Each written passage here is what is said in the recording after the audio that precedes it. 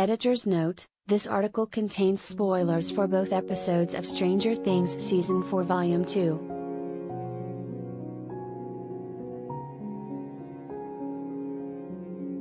It's hard to believe that Stranger Things Season 4 is officially over. It was one extremely wild roller coaster ride, to say the least. Especially for David Harbour's Jim Hopper, who was trapped in Russia after seemingly dying at the end of Season 3. He finally escaped Russia with the help of Joyce and Murray in the finale and reunited with Eleven and Hawkins, but the question on any Stranger Things fan's mind is what's next for this doomed town? However, while everyone is focused on the future of the franchise, when being interviewed by GQ, Harbour talked about a younger version of Hopper and who he would want to see play him.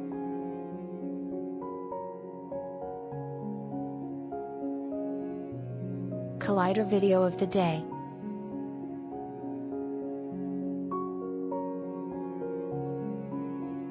In the interview, Harbour said, "Hopper's a character that can exist independent of me. If they want to go back in time, forward in time, I'd love to see another actor play Hopper. Jacob Elordi could pull off being as handsome as I was at 20. If there were to be a prequel story involving Hopper, Elordi would be a great choice."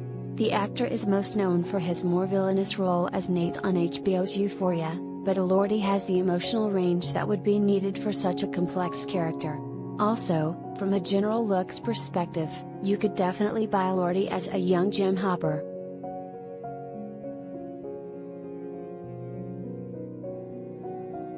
When we meet up with Hopper in Season 1, the character is kind of this cliched alcoholic cop. However, when we learn more about his traumatic past involving the death of his daughter, that is when Hopper's character really started to open up and the performance became a lot more nuanced. On top of that, the character was all the richer when Hopper became Eleven's adopted father, and that brilliant emotional core has been one of the strongest through-lines of the entire series. When the two reunited at the end of Season 4, it was one of the most heartfelt moments in recent TV history.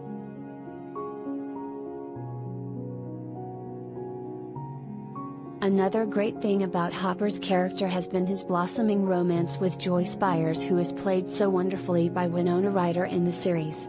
Harbour talked about their romance saying, "It's always something that Winona and I have talked about, on set riffing about what their relationship was in high school, and you know, who they are to each other." He continued, "There was always a tension between should this be consummated, or should they just be friends? And I do think it's a bit of fan service. I think there was a real appetite for mommy and daddy to get back together again. And then once we were on that train, it seemed like an inevitability." Joyce and Hopper's relationship has been such a fun plotline to watch over these last few seasons.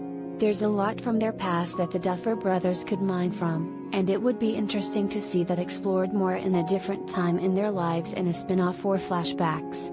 The series has already used flashbacks significantly for Hopper and Eleven's histories, so they could easily continue that kind of intricate storytelling for Season 5.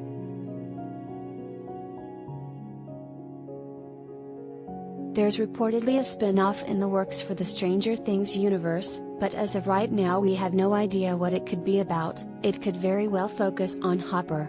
The character has been a great example of second chances, and Harbour's performance has been one of the most memorable in TV history.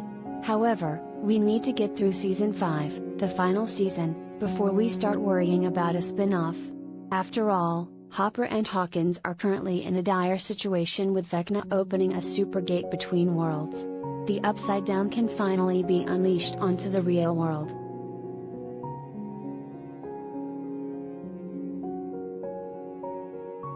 Writing for Season 5 is set to begin in August, and you can also binge Stranger Things Season 4 in its entirety now.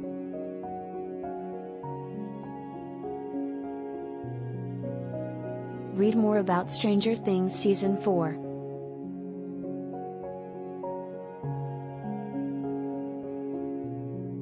Stranger Things creators explain the duality of Will's speech to Mike in Episode 8.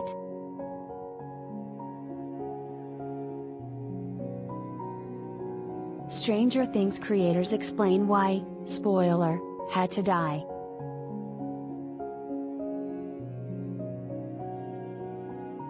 Stranger Things, the Duffer Brothers already know how the series finale ends,